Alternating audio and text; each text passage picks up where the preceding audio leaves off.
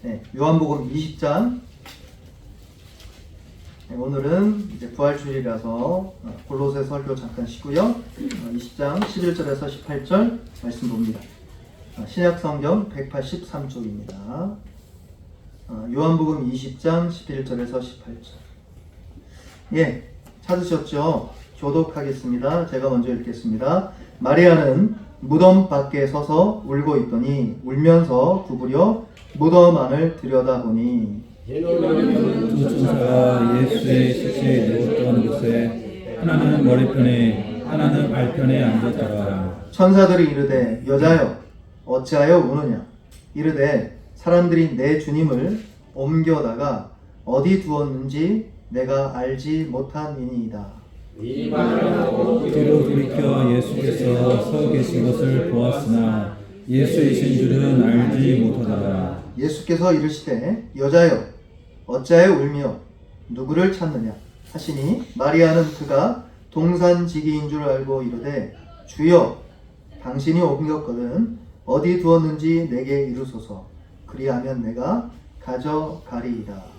예수께서 마리아야 하시거늘 마리아가 돌이켜 히브리 말로 라보니 하니 이는 선생님이라는 말이라. 예수께서 이르시되 나를 붙들지 말라 내가 아직 아버지께로 올라가지 아니하였노라. 너는 내 형제들에게 가서 이르되 내가 내 아버지 곧 너희 아버지 내 하나님 곧 너희 하나님께로 올라간다 하라 하시니 막달라 마리아가 가서 제자들에게 내가 주를 보았다 하고 또 주께서 자기에게 이렇게 말씀하셨다 이르니라. 아멘. 미국 장로교회에서 아주 유서 깊고 유명한 교회가 있습니다. 그 교회가 이름이 필라델피아 제10장로교회입니다. 여기에 거쳐갔던 유명한 목사님들인데요. 도널드 반 하우스 목사라든지 또 최근에는 이제 물론 소천하셨지만요. 스위스에서 유학을 하셨고 박사를 하셨는데 이제 강해 설교자로 헌신했던 제임스 몽고메리 보이스 목사님이 섬겼던 교회입니다. 그래서 3B라고 하는데요. B가 들어가는 목사님들이에요. 그때마다 교회가 부흥했습니다. 아주 유명한 장로교회입니다. 근데 이 필라델피아 제10장로교회 담임 목사였던 몽고메리 보이스가 이분이 박사 출신이거든요. 그래서 설교를 딱 접해보면 알아요. 얼마나 아는 게 많은지. 근데 이분이 뭐라고 표현하냐면 오늘 본문에 나오는 이 막달라 마리아의 이야기는 기독교 역사 중 가장 가슴을 찌르고 아픈 이야기다. 이렇게 이야기합니다. 본인이 여러 문학 작품을 봤지만 그 어떤 문학 작품보다 이 이야기를 읽으면 얼마나 가슴 아픈지를 자기가 느낄 수 있다. 이렇게 언급을 합니다.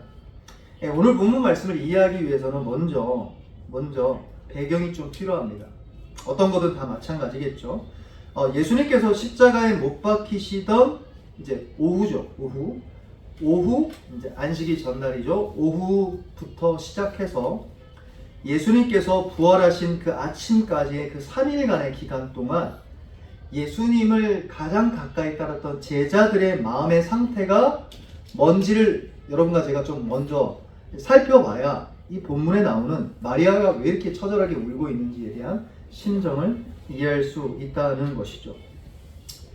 예수님께서 죽으시고 난 다음에 다시 살아나는 기간이 3일이거든요.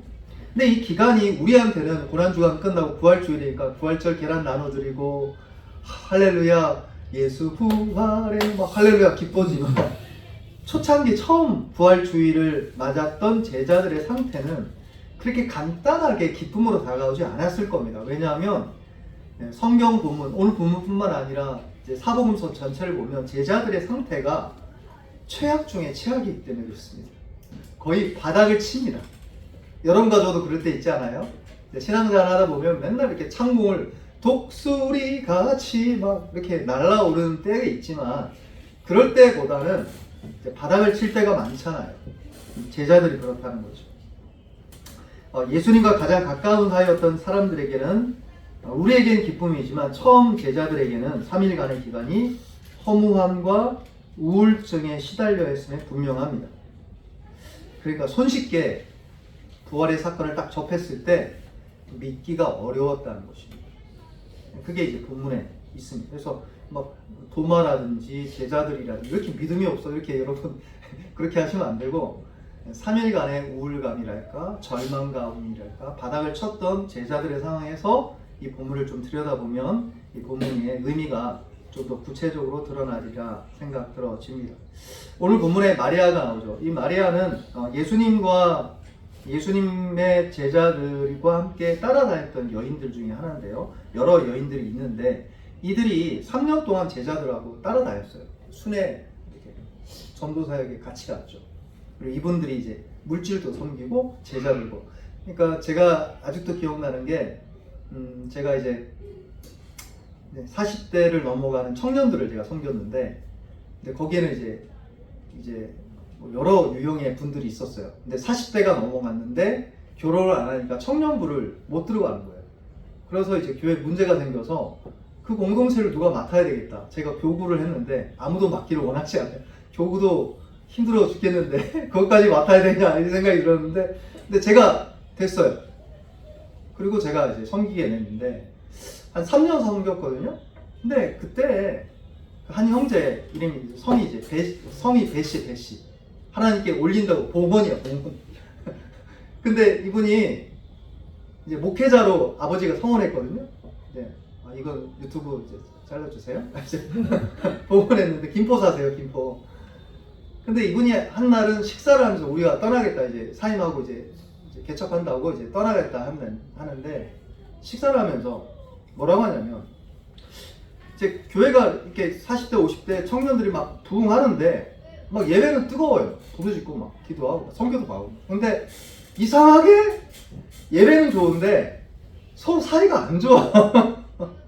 왜 이렇게 안 좋은지 순모임만 했다면 싸움이 나요.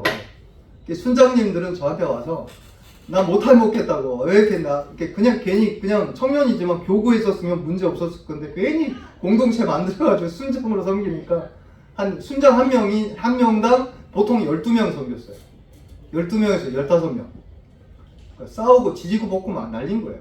그러더니 이 배봉은 형제가 뭐라고 하냐면 목사님 식사하는 중에 저녁이었던 것 같은데 만약에 우리 공동체가 예수님하고 12제자처럼 물론 제가 이야기했지만 제자처럼 함께 수가 12명처럼 매일 이렇게 밥 먹고 자고 이렇게 했으면 얼마나 좋을까요? 그 이야기 들으니까 그렇구나. 예수님이 만약에 우리 공동체에 함께 있고 식사도 하시고 여행도 같이 다니시고 3년 동안 있는다 생각해 보세요. 그럼 좋겠죠? 저 이렇게 쉽게 말해 제가 싹 빠지고 예수님이 담임 목사님이 해가지고 여러분한테 성찬 나눠드리고 말씀도 전달해 주시고 신방도 막 가셔. 저는 능력이 없잖아요. 예수님은 그냥 한 번에 그냥 떠나갈지어다 뭐 치유될 참 그냥 저는 여러 번 기도하지만 예수님 한 번만 기도하시면 되잖아요. 그죠? 일리가 있다 생각이 들었어요. 근데 보세요. 3년 동안 제자들은 동고동락했잖아요. 우리처럼 주일날 나가서 주님 말씀 듣고 그냥 집에 가서 각자 예수님 만나는 그런 시간이 아니라 매일 매 순간 같이 주무시고 같이 밥 먹고 동고동락하는 거죠. 진짜 제자 훈련을 하는 거죠. 그 시간들의 추억이 쌓여서 제자들에게는 예수님의 십자가가 너무 고통스러웠을 것입니다. 특별히 제자들의 상태를 3가지 정도로 좀 살펴볼 텐데 첫 번째는 제자들의 믿음이 심각할 정도로 떨어졌다는 겁니다. 거기에 대한 대표적인 케이스를 여기 본문에 나오는 마리아는 아니고요. 도마로 채택을 해서 좀 전달해 드리고 싶습니다. 도마는 잘 아시는 것처럼 이제 교회에서 의심 많은 도마 이렇게 이야기하는데 물론 거기에는 조금 오바가 있습니다. 꼭 그렇지만은 않습니다. 어쨌든 도마는 심사숙고형은 분명합니다. 도마에 대한 자료가 많지는 않기 때문에 그냥 몇 가지 사복음서에 나오는 도마의 성품들을 추적해 볼 필요 있는데요. 요한복음 11장에 보면 예수님께서 베다니에 이제 나사로가 죽은 다음에 나흘 후에 가거든요. 일부러. 그러니까 죽은 사람을 가서 깨운다 하니까 도마 입장에서는 어떻게 느끼겠어요? 도마가 뭐라고 했냐면 볼멘 소리 이렇게 얘기합니다. 우리도 주와 함께 죽으러 가자. 야, 이 사람 이제 대단한 분이세요. 예수님 앞에서 우리도 주와 함께 죽으러 가자. 이제 죽겠구나 우리도, 이렇게 생각한 거예요. 두 번째 이제 도마에 대해서 우리가 아는 부분은 요한복음 14장에 같은 요한복음인데, 십자가를 지시기 전날 다락방에서 예수님이 내가 가는 곳에 그 길을 너희가 알리라. 다락방 강화 말씀에서 이런 이야기를 합니다. 그러니까 도마가 뭐라고 하냐면, 주여 어디로 가시는지 우리가 알지 못하는데 그 길을 우리가 어떻게 알겠습니까? 이렇게 예수님께 묻습니다. 그러니까 이런 여러 가지 과정을 통해서 도마는 이런 유형의 사람입니다. 심사숙고형인데, 심사숙고형이란 뭐냐면 증거를 정면으로 봐야 믿는 분을 의미합니다. 그러니까 증거 없이 무슨 환상 봤대요, 무슨 꿈에서 예수님 만났는데, 이거는 잘 안 믿겨지는 거예요. 이런 분들은 잘 안 믿겨져. 그래서 이분들은 증거 이상으로 나가지 않습니다. 그러니까 물론 증거가 정면으로 명확해지면 정직하게 받아들이죠. 근데 이런 도마의 성품을 찾아봤을 때 요한복음 20장에 보면 의심 많은 도마로 불려지는 부분이죠. 부활의 소식을 처음에 제자들을 통해서 접하고 나서 어떤 반응을 내냐면 이렇게 이야기합니다. 내가 그 손에 못자국을 보며 내 손가락을 그 못자국에 넣으며 내 손을 그 옆구리에 넣어보지 않고는 믿지 아니하겠다. 이렇게 이야기합니다. 여기에 좀 더 미묘한 변화가 생깁니다. 그 전까지 여러분 심사숙고 나쁜 거 아닙니다. 좋은 겁니다. 우리가 믿는 게 무슨 허무맹랑한 걸 믿는 게 아니라 기록된 사실과 역사적 사실과 논증을 믿는 거죠. 확실한 거. 아멘이죠? 그치만 약점은 있습니다. 증거가 안 보일 때는 어떻게 할래요? 증거가 안 보이고 느껴지지 않고 확인되지 않으면 어떻게 하겠습니까? 그때는 믿음으로 나아가지 못할 가능성이 굉장히 큽니다. 근데 여기 좀 미묘한 변화가 있는데, 이거는 좀 더 냉정하게 보면 도마의 상태가 지금 거의 불신자에 가깝게끔 떨어졌다라고 보는 것도 무방합니다. 왜냐하면 내가 믿기 위해서 좀 증거를 주세요라는 게 아니에요. 다시 한번 제가 읽어드리면 요한복음 20장 25절, 내가 그 손에 못자국을 보며 내 손가락을 그 못자국에 넣으며 그 손을 그 옆구리에 넣어보지 않고는 믿지 않겠다라는 것은 모두 부정형으로 쓰였거든요. 아주 좀 미묘한 변화인데, 보여지는 것은 내가 믿기 위해서 증거를 주님이 좀 주셨으면 좋겠다라고 요청하기보다는 마치 불신자들이 내 앞에 하나님 계신 걸 안 나타내면 나 안 믿겠다라는 것처럼 뉘앙스가 조금 고집을 부리는 형태로 변화됐다라고 보여집니다. 이건 도마만 그런 게 아니라 모든 제자들이 그렇습니다. 예수님이 죽으셨을 때 예수님이 가장 가까운 사람들의 믿음도 거의 바닥에 떨어지게 됐다가 사복음서 전체의 이야기입니다. 두 번째 제자들의 상태를 조금 살펴볼 텐데, 어떤 부분에서 좀 떨어졌냐라고 할 때 이제 소망도 같이 사라진 걸로 보여집니다.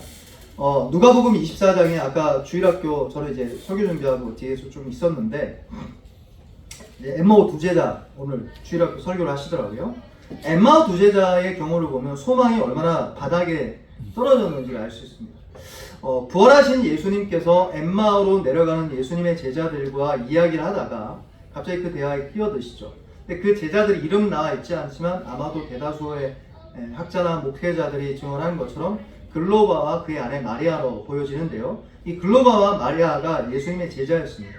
근데 이 제자들이 예수님이 십자가에 돌아가신 걸 통해서 너무 절망해서 너털너털 엠마오로 가는 겁니다. 근데 굉장히 긴 거리인데요. 그때 예수님이 나타나세요. 그리고 나서 이들이 이제 너희들 무슨 이야기 하냐? 라고 하니까 예수님께 뭐라고 하냐면 나사렛 예수에 대한 이야기다. 너 아직 그 소식 못 들었냐? 예수님한테 그렇게 얘기하는 거예요. 참 위트가 있죠, 성경에.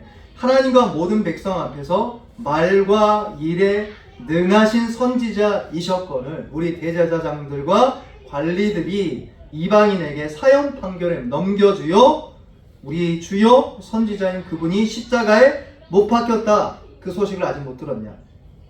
그리고 나서 이렇게 자신의 소망을 진술합니다. 24장 21절 제가 읽어드릴게요. 우리는 이 사람이 이스라엘을 속량할 자라고 바라는노라. 이뿐 아니라 이 일이 일어난 지가 사흘째. 그러니까 3일 동안의 그 마음의 상태가 어떤 상태냐면 우리는 이 사람이 이스라엘을 속량할 자라고 내가 소망하고 바랐는데 뭐가 숨겨져 있는 거예요? 내가 지금 소망이 없다 뜻이죠. 그렇게 바랬는데 그분은 돌아가셨으니 무슨 소망이 있겠느냐 이 말이죠. 여기서 이스라엘의 속량을 이제 어떤 식으로 해석하든 거기에 대한 초점은 아닙니다. 그러니까 이때 당시 메시아에 대한 이렇게 소망이 세상의 왕으로 오셔서 본인들이 이스라엘 나라의 우편과 좌편에 앉는 어떤 인간적인 측면에서 권력욕이었는지에 대한 분석이 있을 수 있겠지만 그건 제가 지금 오늘 본문에서 여러분에게 말하고 싶은 말은 아닙니다. 초점은 뭐냐면 어쨌든 초점은 이들에게 소망이 사라졌다는 거죠. 자, 믿음도 그냥 떨어질 대로 떨어졌어요. 소망도 떨어질 대로 떨어졌습니다. 두 가지가 다 잔치가 감췄습니다. 근데 믿음도 없고 소망도 없는데 한 가지 여러분 오늘 제가 전하고 싶은데요. 한 가지는 남아 있습니다. 뭐가 남아 있을까요? 네, 오늘 본문에 보시면 사랑은 여전히 죽지 않고 남아 있음을 알 수 있습니다.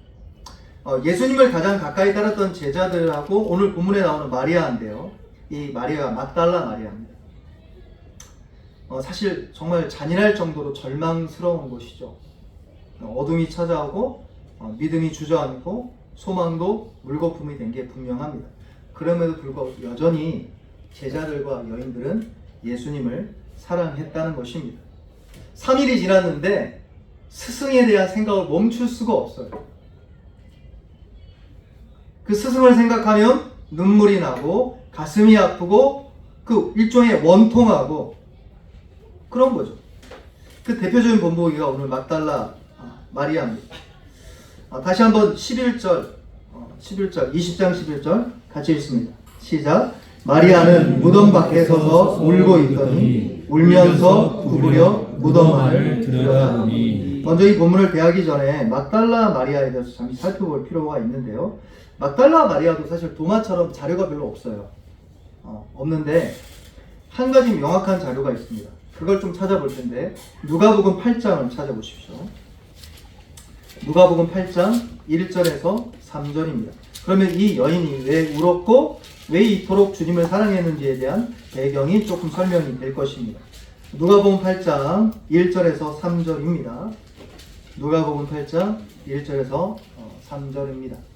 같이 읽죠. 시작. 그 후에 예수께서 각 성과 마을에 두루 다니시며 하나님의 나라를 선포하시며 그 복음을 전하실 때 12제자가 함께하였고 또한 악귀를 쫓아내심과 병고침을 받은 어떤 여자들 곧 7 귀신 나간 자 막달라인이라 하는 마리아와 헤롯의 천지기 구사의 아내 요한나와 수산나와 다른 여러 여자가 함께하여 자기들의 소유로 그들을 섬기더라. 여기 보시면 2절에 막달라인 마리아가 나옵니다.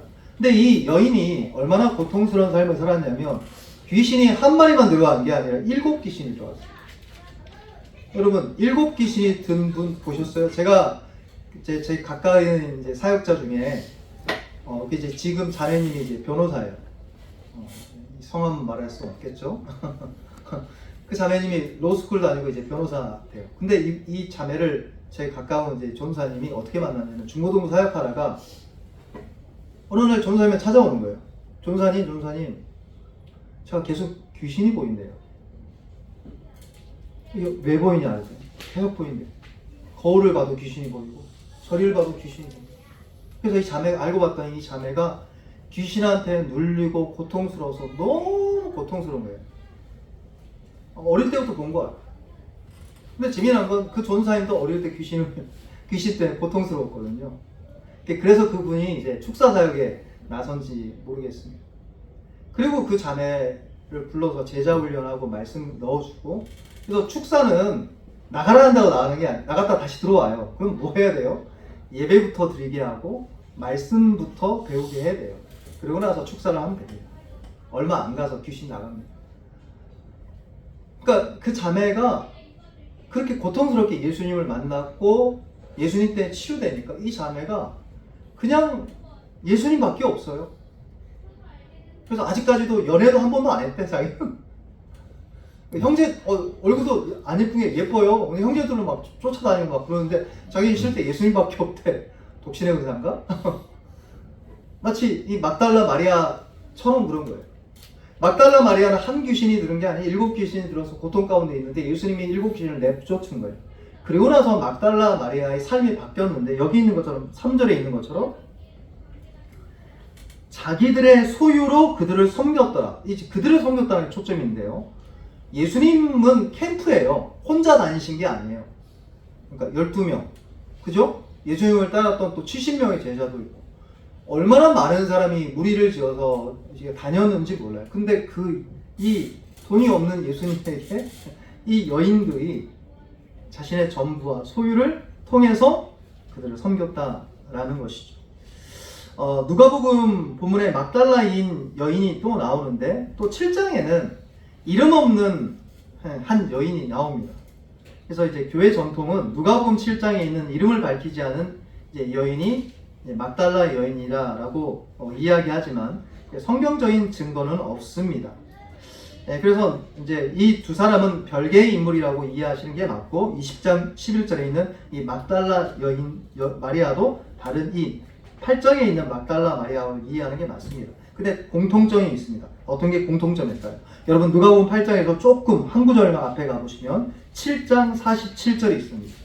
우리 7장 47절 여러분이 좀 읽어주세요. 시작.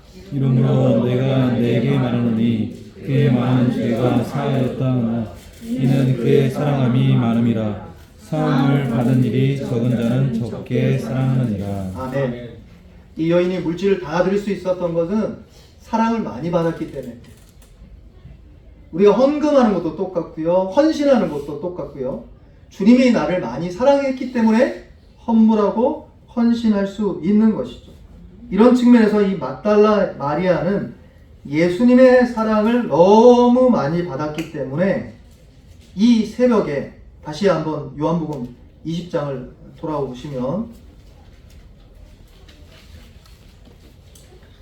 무덤 앞에 있습니다. 얼마나 무서워요. 여러분 무덤에 새벽에 가보셨어요? 얼마나 무서운지. 근데 여기 있어요. 분명히 여인은 이 자리만 있었던 거 아닙니다. 제자들 다 도망갔는데 이 막달라 마리아 있었어요. 세계 본문이 그걸 증거하는데요. 예수님이 십자가에서 달리시는 그 현장에 예수님의 어머니와 이 막달라 마리아 있었습니다. 당연히 예수님이 신문 받으시는 과정도 참여했던 게 분명합니다. 십자가에 못 박히시고 신문을 당하시고 그 예루살렘에 있는 여인들이 무리 속에 끼어 있었습니다. 그러니까 이 여인은 주님의 고난을 정면으로 목격할 수밖에 없었다는 것이죠. 이제 의심할 수 여지없이 다른 사건들도 이제 목격했는데요. 제사장들의 부추김을 받아서 군중들이 뭐라고 합니까? 그를 없애버리자. 십자가에 못 박으라 라는 소리도 들었습니다. 그리고 빌라도의 재판도 그 과정에 참여했을 것이고요. 그리고 갈보리에서 이제 골고다 언덕이죠. 그리고 골고다 언덕에 예수님 무거운 십자가를 짊어지는 과정에서 여인은 봤을 것이고 그 십자가의 무게를 우리 주님이 견디지 못해서 넘어진 것도 봤을 것이고 그때 구레네 시몬이 참여해서 예수님의 십자가를 짊어지시는 것도 그 죽음의 행렬 가운데 멈추지 않도록 계속 한 것도 주목했을 것입니다. 십자가 위에서 6시간 동안 달리셨는데 내가 목마르다 라는 주님의 울부짖음도 봤을 거예요. 얼마나 물을 떠서 드리고 싶겠어요. 그럴 수가 없죠. 주님이 나의 하나님 어찌하여 나를 버리셨나이까 라고 울부짖음도 그 현장에 있었음에 분명합니다. 주님이 십자가에 못 박히실 때 칠흑 같은 어둠이 임했죠. 그때도 함께 했어요. 지진이 납니다.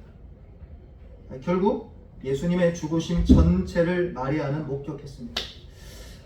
역사 기록에 따르면 십자가형은 인간이 죽을 수 있고 사형틀 가운데 가장 끔찍한 거라고 합니다. 그래서 로마인들한테 절대 안 했어요. 몇 명 본보기로 해서 위협을 준 거죠. 왜 그랬을까요? 이게 너무 끔찍해서 그걸 바라보면 사람들의 심령이 너무 고통스러운 거예요. 근데 아무리 강한 남자들도 그 과정을 지켜보는 것이 끔찍하고 긴장이 나고 고통스럽고 마음이 두근두근하고 힘들 텐데, 그것도 저와 여러분이 3년 동안, 제가 아니고 3년 동안 우리 교회 와서 우리 주님이 같이 동고동락 하신다 생각해 보세요. 얼마나 좋아. 청소도 좋아. 주님이 12시 불러도 좋아. 새벽 2시 불러도 좋아. 예수님 만나니까 할렐루야 하면서. 근데 그 주님이 십자가에 매달리시는 걸 계속 지켜보는 겁니다. 3일 동안. 네, 남자들 가운데 가장 강한 자라도 격렬한 긴장감을 느꼈을 겁니다. 근데도 불구하고 마리아는 그걸 목격한 겁니다. 예, 무엇이 마리아를 그 자리까지 있게 한 걸까요? 우리가 읽지는 않았지만 지금 마리아는 무덤에 처음 온 게 아니에요. 20장 1절 한번 보실까요? 20장 1절 같이 읽죠. 시작. 안식 후 첫날 일찍이 아직 어두울 때 막달라 마리아가 무덤에 와서 돌이 무덤에서 옮겨진 것을 보고, 처음 이날 온 거예요. 아침 새벽 그 누구보다 빨리 온 거예요. 부활을 믿어서 온 건 아닙니다. 분명히 소망 때문에 온 것도 아니에요. 근데 안식 후 첫날 왔는데 주님을 시체를 놔뒀던 무덤이 열려져 있고 없어요. 그리고 그 소식을 너무 다급한 마음에 제자들에게 말하고, 시몬 베드로와 요한은 그 소식을 듣자마자 달려옵니다. 그리고 두 제자들은 빈 무덤을 보고 부활을 확신합니다. 여기 8절 한번 보시죠. 그때 무덤에 먼저 갔던 그 다른 제자도 들어가 보고 믿더라. 그리고 믿고 난 다음에 이제 이 막달라 마리아가 전해줬을 거 아니에요. 따라올 거 아니에요. 그래서 좀 기다려주지. 여인이잖아요. 아니 얼마나 빨리 달렸든지. 그리고 나서는 안 기다려줘요. 안 기다려주고 10절 보세요. 이에 두 제자가 자기들의 집으로 돌아갑니다. 제자들한테 간 것도 집으로 가. 그냥 부활했네 할렐루야 하고 집에 가요.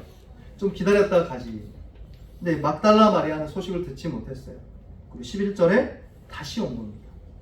여러분, 제가 아까 쭉쭉 이야기했던 부분을 좀 잠잠히 살펴보시면 마리아는 지금 감정적 상태가 어떤 상태냐면, 여러분 마리아가 지금만 울었을 것 같으세요? 절대요. 3일 내내 울었음에 분명합니다. 3일 내내 7 귀신 들렸다가 나를 고쳐주신 주님, 3년 동안 나를 사랑하셨던 주님, 나보다 나를 섬겨주셨던 주님, 그 주님을 다른 사람이 못 받고 소망도 없어지고 믿음도 무너진 그 상태. 근데 아무도 없네? 제자들도 없네? 혼자 있네? 베드로하고 야고보 달려가는 것 같더니 어디 갔지 이 사람들? 갔네? 혼자 남아있어요. 그럼 어떨까요? 여러분 어떨 것 같으세요? 마음이? 우리 여성분들이 더 잘할 것 같아요. 어떨 것 같으세요? 네, 마리아의 감정 상태는 지금 컨트롤할 수 있는 상태가 아니에요. 그 예를 성경은 이렇게 증언합니다. 15절 보세요. 15절. 여러분이 좀 읽어주시겠어요? 시작. 여자야 어찌하여 울며 누구를 찾느냐 하시니, 마리아는 그가 동산직이신 줄 알고 이르되, 주여 당신이 옮겼거든 어디 두었는지 내게 이르소서. 그리하면 내가 가져가리이다. 아멘. 여기 보시면 예수님을 못 알아봤다는 초점이 있는 게 아니라 예수님께 뭐라고 요청합니까? 이게 동산직인 줄 알고 요청하는 거예요. 뭐라고 하는 거예요? 당신이 가져갔거든. 얼마나 다급하면. 그 사람이 가져갈 리는 없겠잖아요. 왜 가져갔냐? 만약에 가져갔으면 나한테 말해. 직접 옮겨달라는 게 아니야. 내가 직접 가서 남성의 시체를 가져오리. 여러분, 남성이 예수님의 그 키랑 이런 거 우리가 모르지만 적어도 남성이라면 몇 킬로가 될까요? 시체가. 그 시체가 죽으면 무거워요. 그리고 예수님은 어떻게 쌌어요? 장례를 했다고요. 엄청나게 많은 향유와 말아가지고 무겁죠, 당연히. 근데 그거를 이 여인 한 명이 끌고 와서 옮기겠다는 게 말이 됩니까? 생각할 수가 없는 거예요. 이미 마리아의 이성은 마비됐고, 그러니까 정서적 포용력을 이미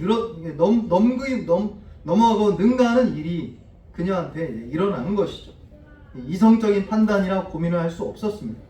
다만 주님, 내 사랑하는 주님을 다시 시체라도 내가 온전하게 하기를 원한 마리아의 사랑이었다라고 말할 수밖에 없는 것이죠. 마리아는 왜 이 자리에 있습니까? 네, 마리아가 예수님을 사랑했기 때문에 그렇습니다.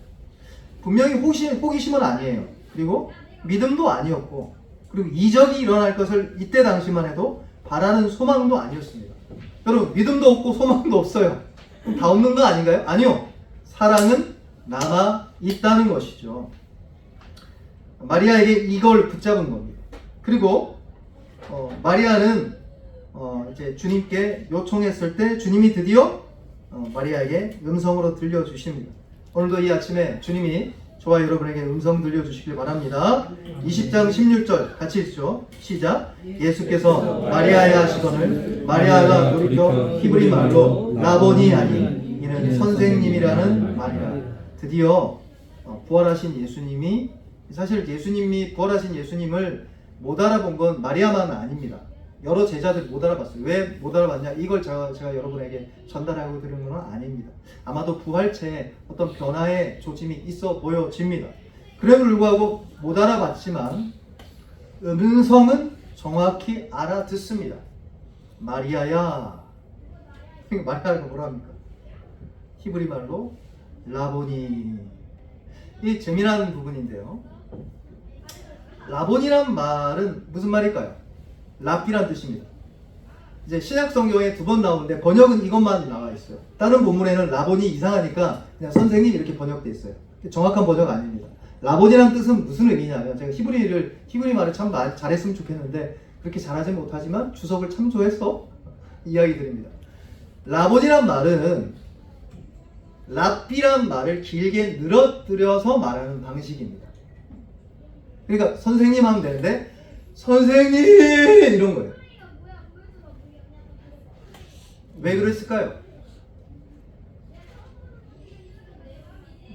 물론 어느 주석에도 그런 이야기를 하지를 않고, 어떤 사람에게도 제가 들을지 알지만 본능적으로 어떻게 느꼈냐면, 마리아의 지금 감정 상태는 주체할 수 없는 상태입니다.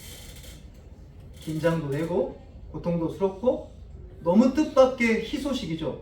부활하신 주님의 음성을 듣는다는 겁니다. 아마도 백발백중 마음이 터져버렸을 겁니다. 그리고 미세하게 자신의 감정을 나타내는 입술이, 혀가 미세하게 요동치고 떨렸을 것입니다. 그래서 아마도 길게 라비어 말하지 않고 라보니 주여 뭐 이런 거죠. 처음에 기도하다가 주여 하다가 주여 이렇게 터져버리는 거랑 비슷하다라고 생각 들어집니다. 목자가 이름으로 양을 부를 때 우리 주님의 음성을 양들은 듣습니다. 예수님을 알아보고 기쁨과 떨림으로 선생님이라는 반응을 보였음에 분명합니다. 말씀을 좀 적용할게요.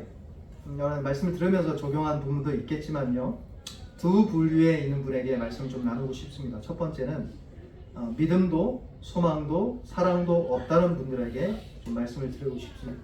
목사님, 저는 좀 믿음이 없어요 라는 분들에게 좀 이 말씀을 드리고 싶습니다. 믿음도 없고 소망도 없고 사랑도 없다면 믿음을 먼저 시도하지 않고 소망도 시도하지 않고 먼저 사랑부터 해보라고 제안드리고 싶습니다. 그러면 이렇게 물어보겠죠. 내가 어떻게 예수님 사랑할 수 있습니까? 믿지도 않는데. 물어보겠죠. 우리가 예수님을 사랑하는 방식은 오직 딱 한 가지인데요, 예수님이 여러분과 저를 사랑했다는 것을 아는 지식에서 나옵니다. 아멘. 다른 데서 안 나와요. 예수께서 죄인인 나를 사랑했다는 지식에서 나옵니다. 마리아도 그랬고 베드로도 그랬고 모두가 똑같습니다. 주께서 나를 사랑하셨습니다.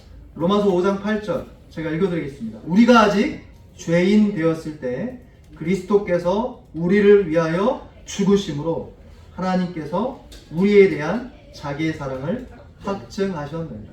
할렐루야. 아멘. 여러분 하나님의 사랑 어떻게 확증해요? 뭐 음성 듣고 뭐 체험한다고 확증, 그게 아니라 우리가 아직 죄인 되었을 때 그리스도께서 우리를 위해 죽으셨다. 이 복음에 달려 있다는 것입니다. 그래서 그분의 사랑을 아는 지식에서 시작해서 멈추지 않게 되고 여러분의 가슴은 요동치기 시작할 것입니다. 그래서 전도하기 위해서 여러분 예수 믿으세요라기 막 강요해야 되지만, 성경의 표현이지만 그 전에 뭘 해야 돼요?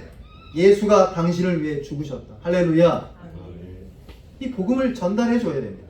그때 그 사람은 멈추지 않고 스스로 주님에 대한 사랑을 고백하게 되고 결국 믿음은 시작하게 될 것이고 소망도 가득 차게 될 거라는 겁니다. 두 번째 적용할 거리를 좀 말씀드리겠습니다. 이미 예수를 믿는 성도들에게 이 말씀을 좀 전하고 싶은데, 저와 여러분에게 그리스도의 삶은 늘 언제나 햇살 가득한 날은 아닙니다. 결혼 생활하고 좀 비슷해요. 신혼 초에는 이 여자만 만나면 내가 내 평생 다 가진 것 같고, 그죠? 아닌가요? 네, 그랬던 날이 있잖아요. 막 금식기도 하고 막, 주여 이 여자를 주옵소서 막. 근데 드디어 얻었어. 근데 결혼 생활 하다 보면 그때의 기억이 별로 안 나고, 아니 말이야, 남편을 이렇게 존중하지 못하고 말이야, 내 말 딱 하면 그냥 오른쪽 가세요 하면 가고 이래지 말이야, 이런 생각이 들 수 있잖아요. 똑같다는 겁니다. 그리스도인에게도 늘 희망찬 날만 있는 건 아닙니다. 비극이 옵니다. 아픔도 옵니다. 그리고 믿음과 소망이 함께 그 비극 때문에 고통당하는 날이 있다는 것입니다. 그것이 죽음일 수도 있고요, 가까운 친척이나 사랑하는 사람의 이별일 수도 있습니다. 자녀의 나쁜 소식일 수도 있고요. 그때 환경이 여러분을 혼란시킵니다. 그때 어떤 생각이 드냐면, 진짜 하나님 살아계신가? 진짜 맞나? 여러분 이럴 때 없으세요? 있죠. 있어요. 나 죽으면 천국 가나 진짜? 있어요. 만일 여러분 그런 경우가 있다면, 혹시 그런 경우가 여러분에게 닥쳐 있다면 절망하지 말기를 축복합니다. 많은 사람이 그랬습니다. 그러면 해답은 뭡니까? 오늘 본문에 나오는 마리아와 같이 행동하시면 됩니다. 마리아는 계속 뭘 붙잡았냐면 믿음을 붙잡은 거 아니에요. 소망 붙잡은 것도 아닙니다. 소망 때문에, 믿음 때문에 여기 간 게 아니라 예수께서 나를 사랑하셨고 그분에 대한 사랑을 계속 붙잡았던 거예요. 아멘. 주님 사랑은 꺼지지 않는 줄 믿습니다. 이 마리아에게 믿음도 소망도 무너졌지만 주님을 향한 사랑은 여전히 있었다는 것이죠. 그러므로 예수님에 대한 사랑을 계속 붙잡으시길 주의로 축복합니다. 그렇게 되면 어느 순간 잃어버렸던 믿음도 갑자기 일어납니다. 할렐루야. 소망도 없다고 생각해. 갑자기 소망이 샘솟아요. 할렐루야. 믿음으로 주님의 사랑을 붙잡으길 바랍니다. 고린도서 13장 13절, 그런즉 믿음, 소망, 사랑 이 세 가지는 항상 있을 것인데 그 중에 제일은 사랑이라. 오늘 성찬을 거행하는 이 시간 가운데 크신 주님 사랑, 그 사랑을 먹고 마심으로 주님 앞에 성찬과 또 기쁨과 부활의 날로 하나님께 영광 돌리는 저와 여러분 되기를 예수님의 이름으로 축복합니다. 제가 잠깐 기도하겠습니다. 하나님 감사합니다.